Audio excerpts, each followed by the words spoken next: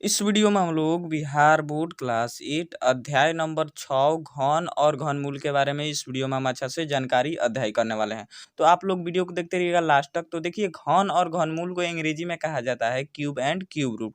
तो चलिए हम घन और घनमूल के बारे में जो है हम कॉपी में समझते हैं। तो चलिए देख लेते हैं अपने कॉपी में। तो यहाँ पर देख लीजिए अध्याय 6 घन और घनमूल, इसको अंग्रेजी में कहा जाता है क्यूब एंड क्यूब रूट और वर्ग है 8। देखिए, हम सबसे पहले समझते हैं कि घन क्या होता है। देखिए, घन का परिभाषा हम समझते हैं। तो घन को अंग्रेजी में कहा जाता है क्यूब क्यूब। अब देखिए, घन का परिभाषा क्या होता है। घन का परिभाषा होता है जब एक संख्या को स्वयं से 3 बार गुणा किया जाता है, तब जो गुणनफल प्राप्त होता है उसे हम घन या पूर्ण घन कहते हैं, पूर्ण घन संख्या कहते हैं। ठीक है, तो देखिए हमने लिख लिया है घन के फलकों की संख्या। हम पहले से लिख लिया है ताकि ये जो है समझने में आसानी हो जाए। तो देखिए, घन में फलकों की संख्या 6 होता है। अब देखिए, इसमें जो घन है इसमें फलकों की संख्या हमारा 6 होता है। उसके बाद देखिए, घन में किनारों की संख्या 12 होता है। घन में जो है किनारों की संख्या 12 होता है। अब पहचानेंगे कैसे कि किनारों की संख्या कितनी है। तो देखिए, इसमें किनारों की संख्या देखिए, ये हमारा हो जाएगी पहला किनारा, ये हमारा पहला किनारा हो जाएगा। और ये हमारा हो जाएगा दूसरा किनारा, यहाँ देखिए दूसरा किनारा हो जाएगा। ये हमारा हो जाएगा तीसरा किनारा।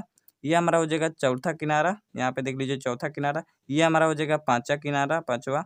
और ये हमारा जो है ये हमारा कितना हो जाएगा, छठवां किनारा। ये हमारा हो जाएगा सातवां किनारा। ये हमारा हो जाएगा आठवां किनारा। ये हो जाएगा नौवा। और ये हमारा हो जाएगा 10वां, 10 किनारा। और ये हमारा हो जाएगा 11वां।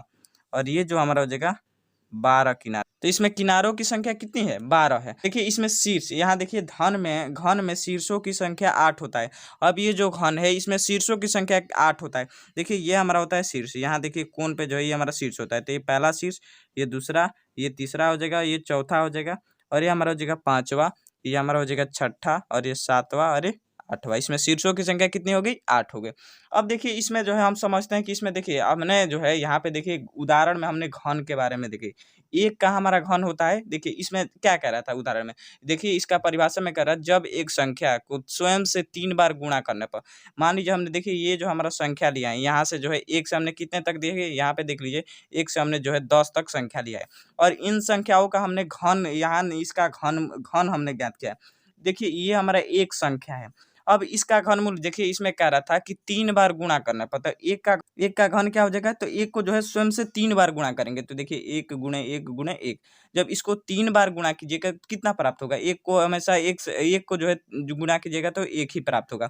अब देखिए, इसमें 2 का घन कीजिएगा तो कितना आ जाएगा, 2 को स्वयं से 3 बार गुणा करेंगे। इसमें देखिए, इसमें जो है स्वयं से 3 बार गुणा किया जाता है, जो गुणनफल प्राप्त होता है तो उस घन का पूर्ण घन या घन कहलाता है। तो देखिए, इसमें जब 2 को जो है स्वयं से संख्या से गुणा करेंगे तो 2 को देखिए 3 बार गुणा करेंगे, 2 गुणे 2 गुणे 2, यानी 2 दूनी के 4, 4 दूनी के 8। तो ये जो संख्या प्राप्त हुआ है तो ये इसका 2 का घन हो गया।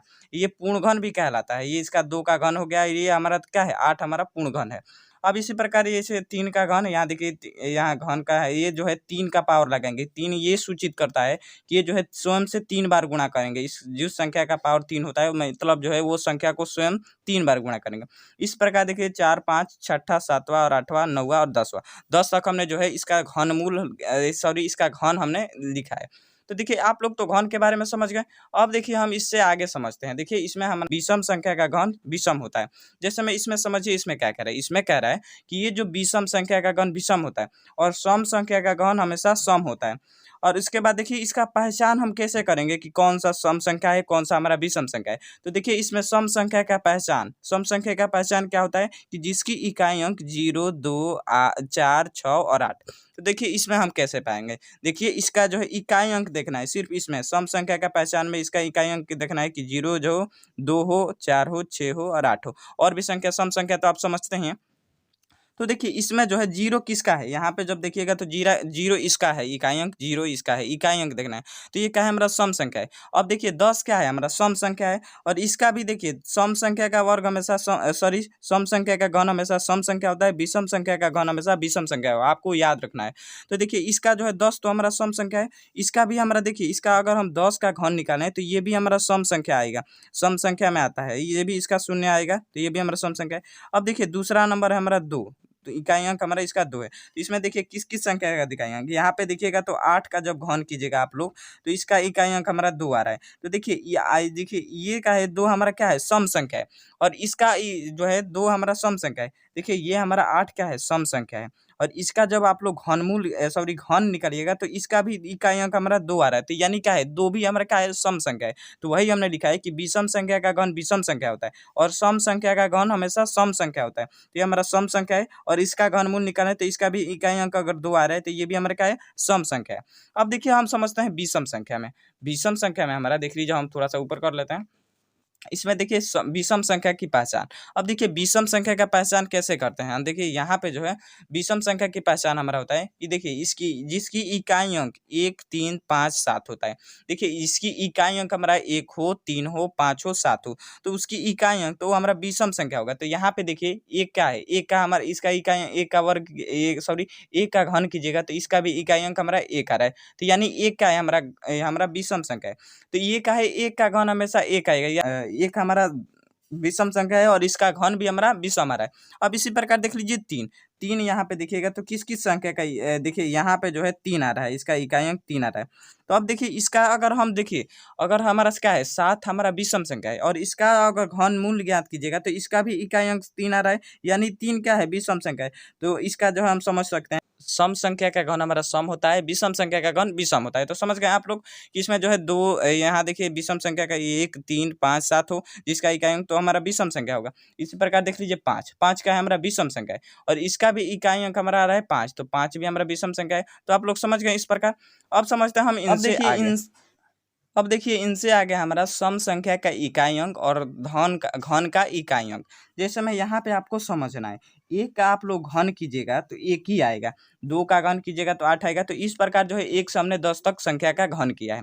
और देखिए एक का जब आप लोग घन कीजिएगा तो इसका इकाई अंक 1 आ रहा है, तो यानी घन का भी इकाई अंक तो हमारा 1 आएगा, आएगा कि नहीं आएगा। तो यहाँ देखिए 2 का आप लोग घन कीजिएगा तो 8 आएगा और इसका जब इकाई अंक इसका भी इकाई अंक हमारा 8 हो गया। तो यहाँ देखिए यहाँ आपको समझना है, यहाँ आप लोग जब 2 का घन कीजिएगा तो 8 आ रहा है और इसमें देखिए यहाँ पे जब 8 का आप लोग घन कीजिएगा तो इसका इकाई अंक क्या आ रहा है 2 आ रहा है, तो इसका इकाई अंक हमारा 2 आ जाएगा। तो यानी जो है यहाँ देखिए 2 का अगर घन कीजिएगा तो 8 आएगा और 8 का घन कीजिएगा तो इसका इकाई अंक 2 आ जाएगा और 2 का घन कीजिएगा तो उसका भी इकाई अंक 2 आ जाएगा। जैसे मैं समझिए यहाँ पे देखिए 2 का आप लोग जब घन कीजिएगा तो इसका इकाई अंक 8 आ रहा है, इसका इकाई अंक 8 है और यहाँ पे जब देखिए 8 का आप लोग घन कीजिएगा तो इसका भी इकाई अंक क्या है, 8 का घन का इकाई अंक हमारा 2 है। तो यानी हम ये समझ सकते हैं कि 2 का इकाई अंक 8 आ रहा है, 2 का घन का इकाई अंक 8 और 8 का घन का इकाई अंक 2 आ रहा है, समझ गए। अब देखिए इसमें जो है अगर आप लोग 3 का घन कीजिएगा, 3 का घन हमारा होता है 27 और इसका इकाई अंक क्या हो जाएगा हमारा हो जाएगा 7। तो यहाँ देखिए अगर 7 का घन कीजिएगा, यहाँ देखिए यहाँ पे देखिए 7 का घन कीजिएगा तो इसका इकाई अंक 3 आ रहा है, तो इसका इकाई अंक 7 का घन का 3 इकाई अंक आ रहा है, इसका इकाई अंक 3 का आ रहा है।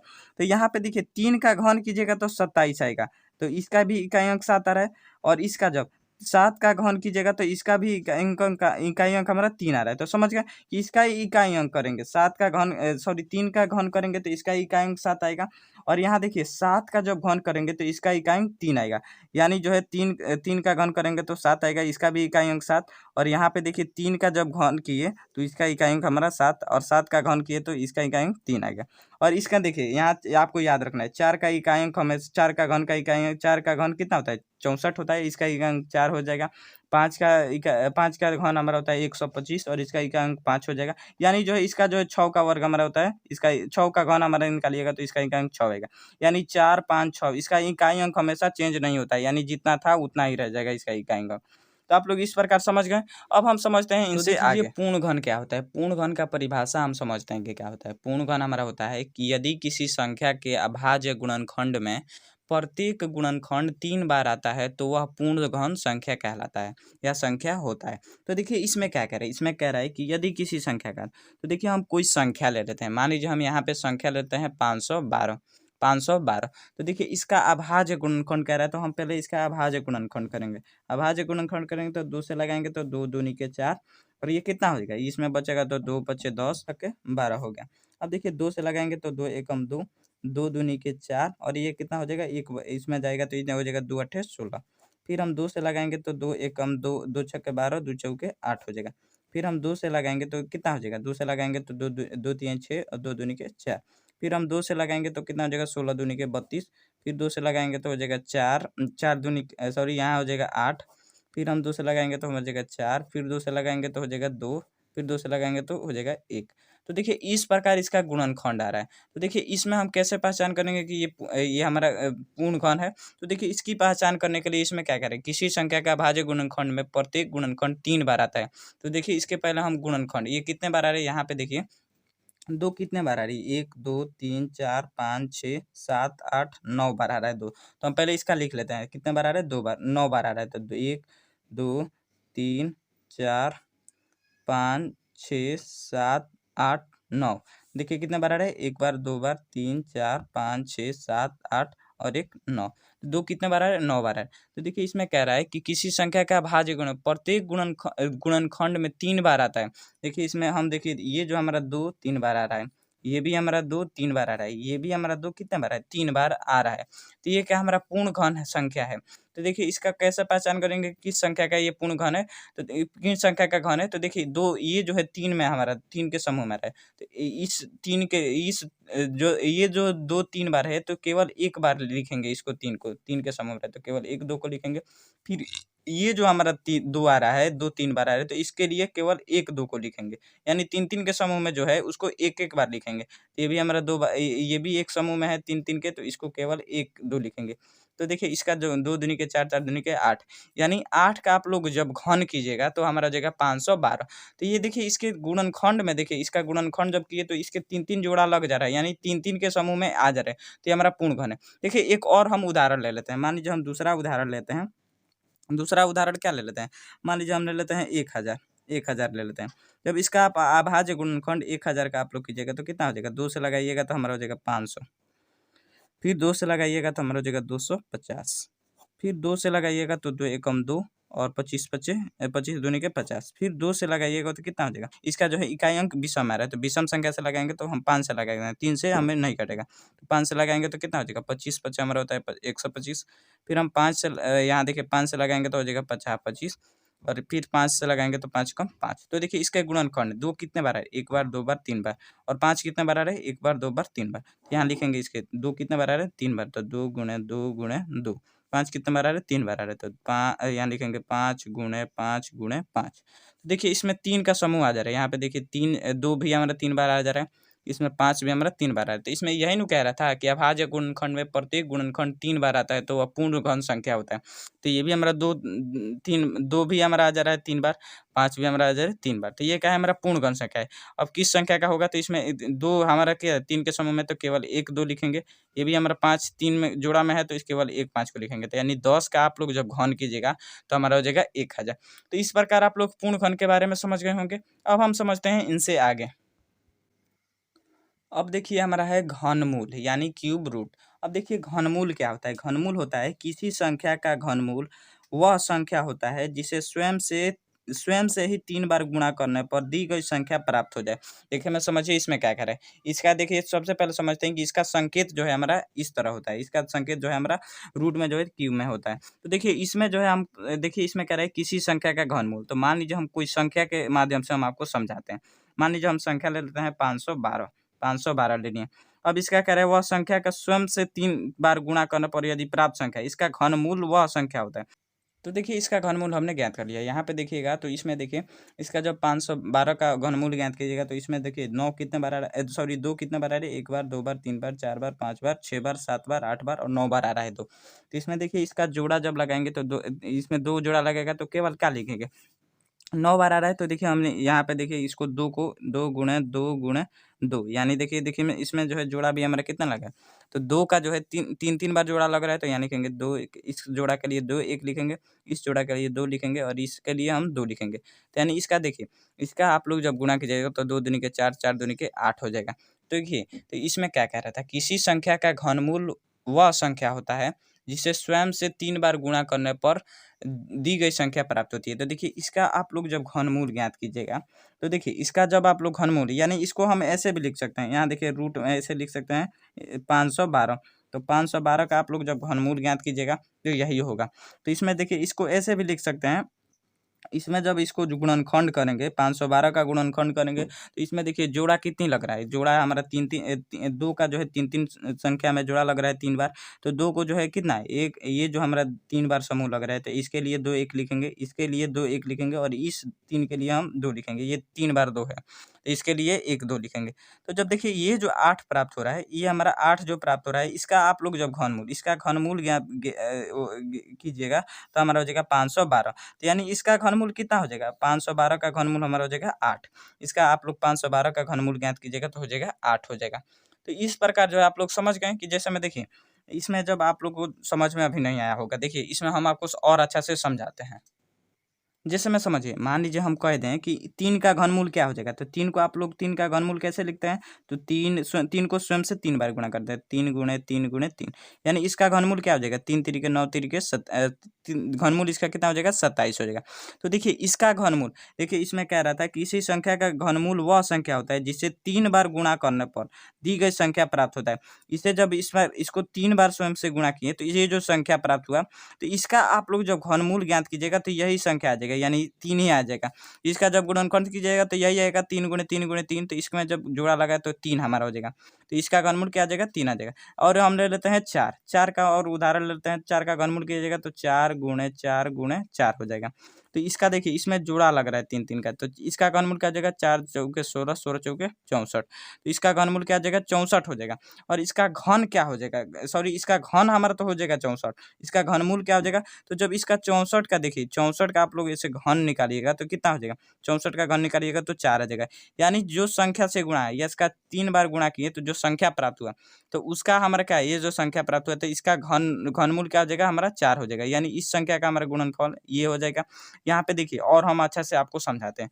इसमें देखिए यहाँ पे देखिए 4 का जब घन किए तो आप लोग को क्या प्राप्त हुआ, 64 प्राप्त हुआ। और जब 64 का आप लोग घनमूल ज्ञात कीजिएगा तो इसका 4 प्राप्त होगा। घनमूल कैसे ज्ञात करते हैं, मान लीजिए 64 है तो 64 का पहले आप लोग क्या करेंगे, गुणनखंड करेंगे, 2 से लगाएंगे तो हो जाएगा 2 3 6, 2 दूनी के 4, फिर 2 से लगाएंगे तो हो जाएगा हमारा कितना, 2 एकम 2, 2 छक्के 12, फिर 2 से लगाइएगा तो 2 अट्ठे 16 हो जाएगा, फिर 2 से लगाइएगा तो हो जाएगा 4, फिर 2 से लगाइएगा तो कितना हो जाएगा, 2 दूनी के 4, फिर 2 से लगाइएगा तो 2 एकम 2। यानी देखिए इसमें 2 कितने बार है, 1 बार 2 बार 3 बार 4 बार 5 बार और 6 बार। तो यानी ऐसे लिख सकते हैं ना, 2 गुणे 2 गुणे 2 गुणे 2 गुणे 2 गुणे 2, यानी 2 कितने बार है, 6 बार। तो इसमें जुड़ा लग रहा है 3 3 के समूह में, तो इसका बाहर करेंगे तो 2, ये जो 3 के समूह में 2 है तो केवल 1 2 लिखेंगे 3 बार है तो, और इसमें 3 का समूह में है तो केवल 1 2 को लिखेंगे तो 2 दूनी के 4।